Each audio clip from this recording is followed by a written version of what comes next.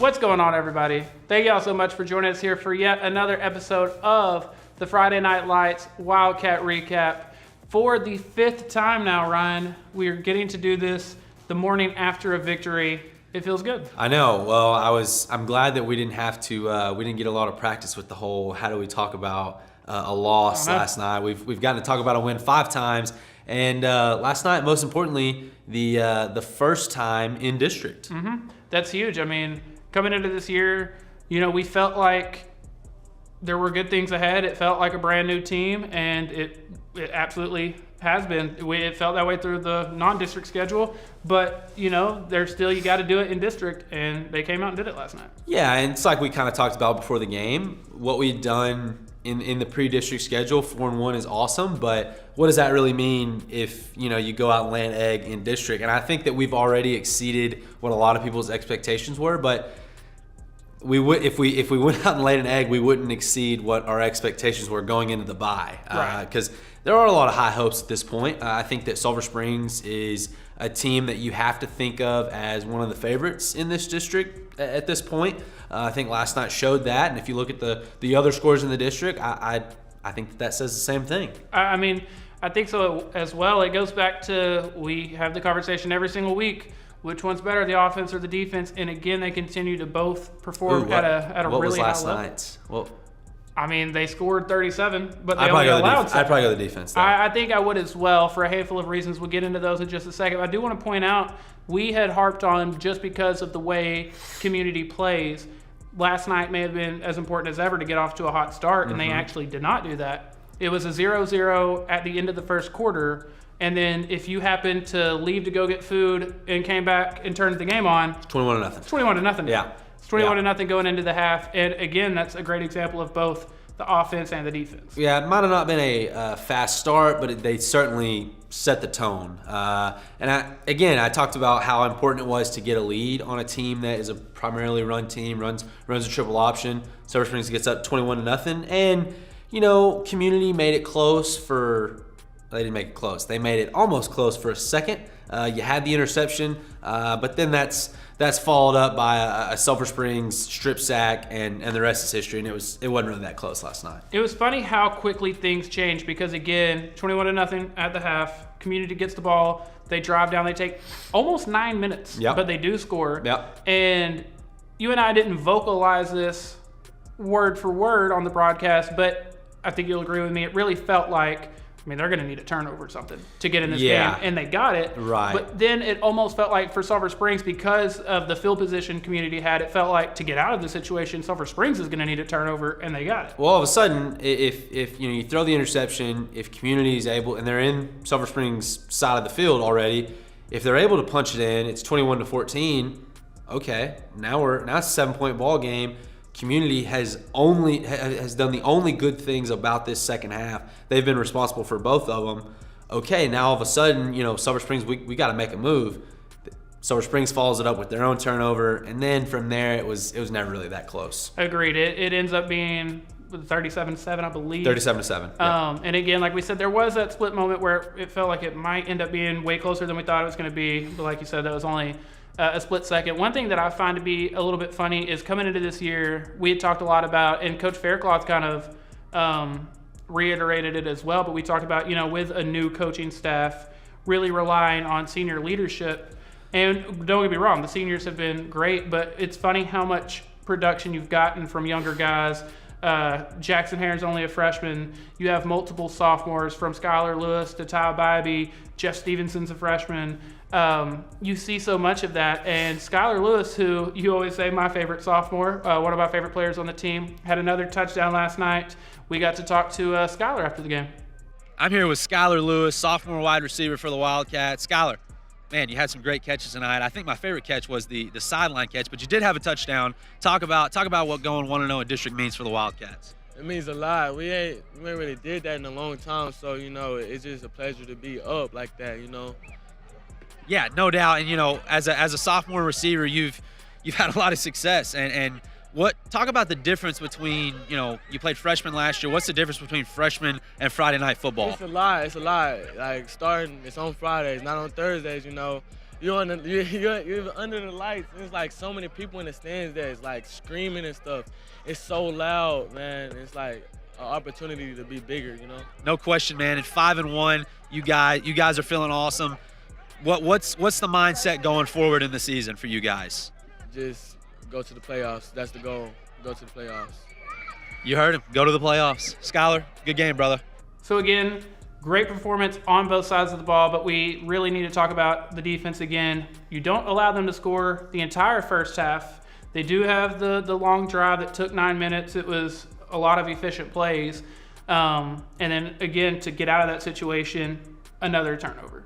Yeah, and I talked about this, the week of preparation leading up to a team that runs a unique offense is challenging. I talked to, we'll hear from the defensive coordinator in a little bit, but he talked about the week of preparation and just the maturity that they showed in that preparation, and I think that showed. I think the blue barrage, you'll see in the interview that Luke Caton and Drew Hodges, they love the recognition that the defense is getting, really? the blue barrage, which is fun. Man, they just showed up. I mean, you've got a guy like Nick Cantillo out, and so somebody's got to step up. You got to adapt and overcome. That's what the defense did last night. You had Riley Hammonds with another interception. Got dudes making plays in the secondary. If you give up 7 points, you're going to win a lot of football games. Oh, I mean, you're going to win a lot of football games if you're steadily giving up 7. Especially with the offense that you do have.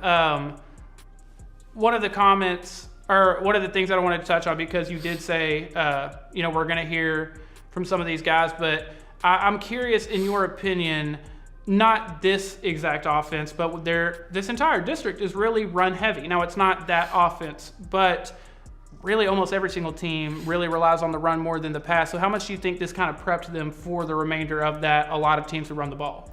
I mean, that's a great question. I think that you have to take every week by week. I think that, you're just going to get different flavors of run styles. I mean, this week it was triple option.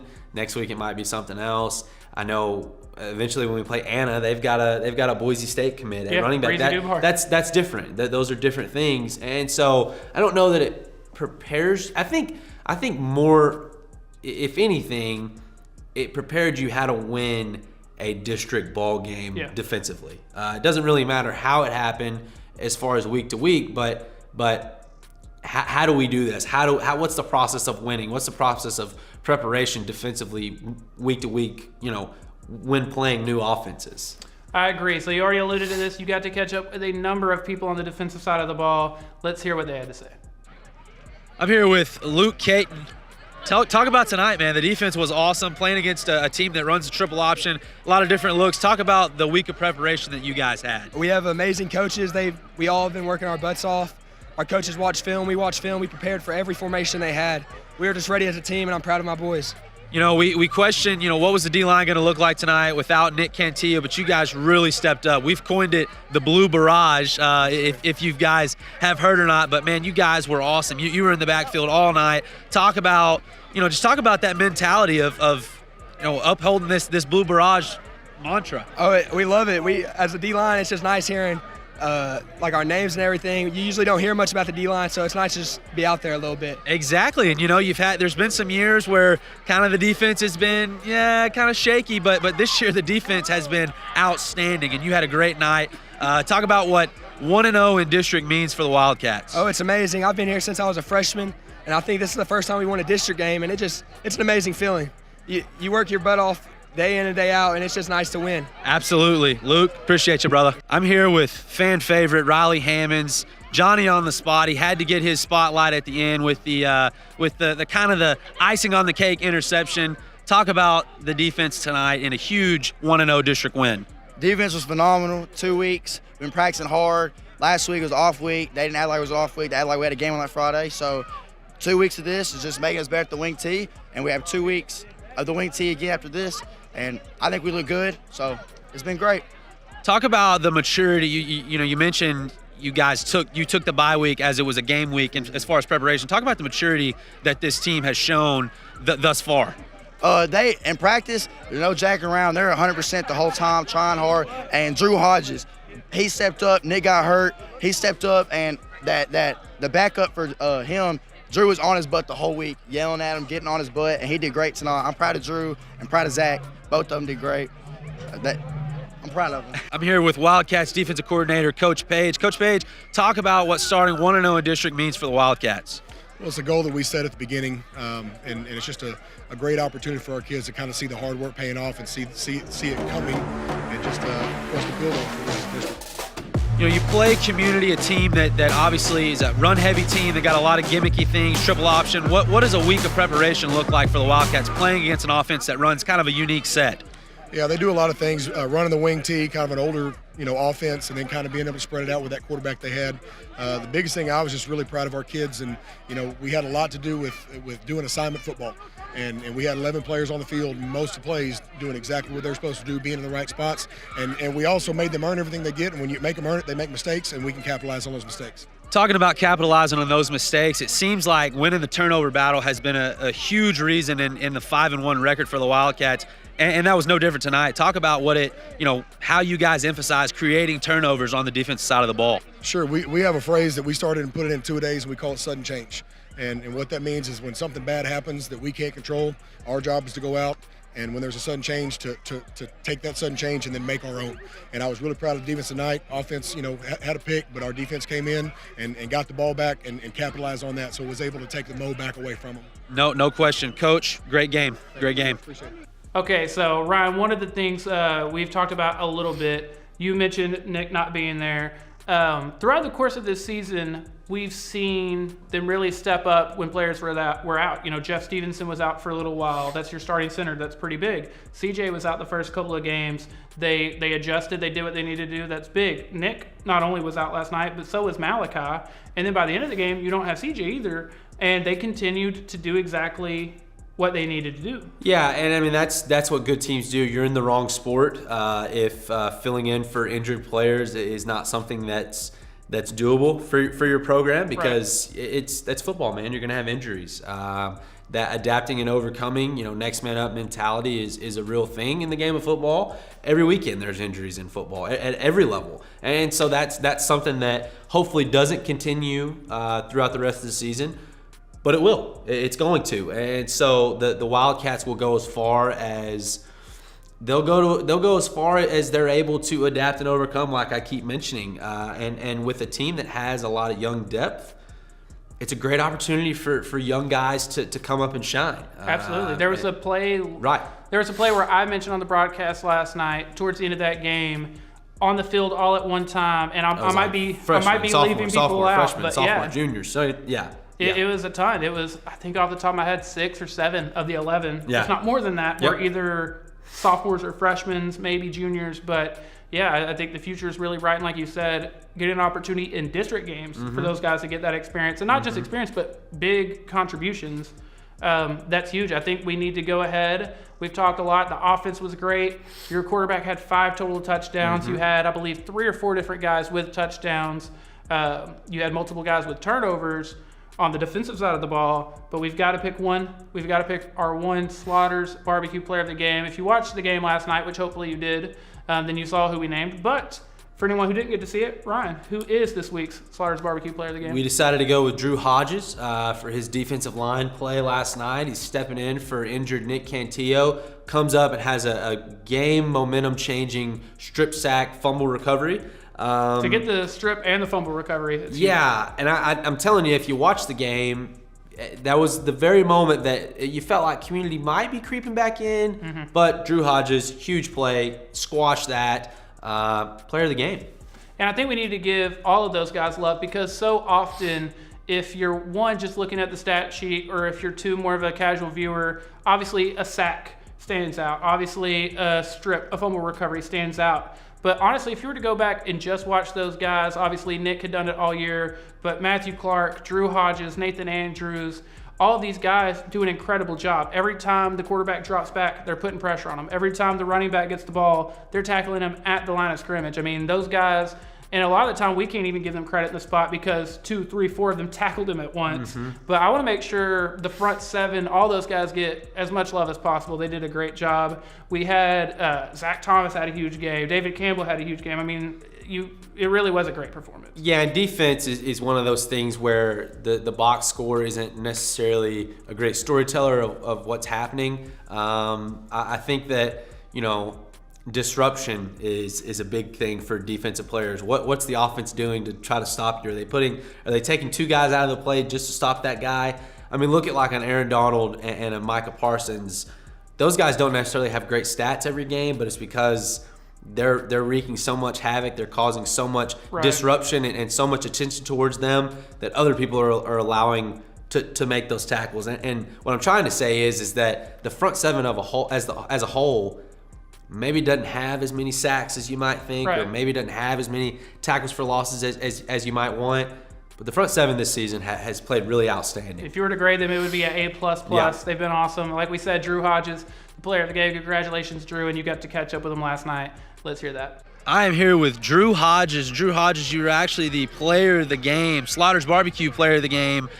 Talk about the huge strip sack recovery that you had that really changed the momentum of the game tonight. Sir, it was fun. It was a fun time. I didn't even know I stripped the ball until I looked down. Just too many things going on. Yeah, there's a ball. I just fell on it. Well, I'm telling you, man, they really crept back in. They had a chance to make it a one-score game, but that strip sack, it really changed the momentum. Talk about what being 1-0 in district means for the Wildcats. Man, it's awesome. It's great. It's a great start to the district season.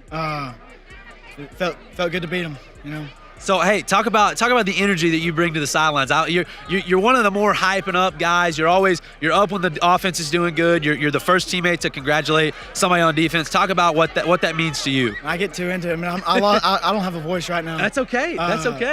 I get into it, and encouragement. Yeah, no, that's a big part of the game. Absolutely. Drew, appreciate you, man. Great game. All right, Ryan, we're about to get out of here. We know everyone else watching us. We got to go watch some college football. I know, big day of college football. It really is. But I do want to say, before I say anything else, I'm just going to say a quick sentence, if that's okay with you. Wildcats and district player 1-0. 1-0. They're 5-1. Yep. But 1-0 most importantly in district. We've got Maybank on the road next week. They had a tough one last night against Anna. And Anna, obviously very talented, but yeah, Sulphur Springs at Maybank next week. Hopefully you come to the game, but if you don't, hopefully you join us. Hopefully you do. Yeah. I do want to point out real quick, obviously, I don't want to get ahead of ourselves, and I don't want to start setting bars or anything, but if you get a win next week, that would be huge. That would almost be enough to clinch a playoff spot, but it'd be really big. To start the year, to start the district playoff, 2-0. That would be. It's all about going 1-0 each week. You're right. That's all you can control. Final question for you, then we'll get out of here. Obviously, they do the rankings every single week, and if you look at like a Dave Campbell's, their official rankings are only 1 through 10, but then they do a comprehensive computer rankings that do 1 all the way to 105. Sulphur Springs keeps it in the 32, 33 range. A lot of people see the top 25 as like the official. You think they got to be getting close to that, right? You're 5-1. You're beating good teams. Yeah, I mean, they're 5-1, 1-0 in district. That probably garners enough attention to be a top 25 team, but at the end of the day, it's incredibly irrelevant. That's not your ticket to the playoffs.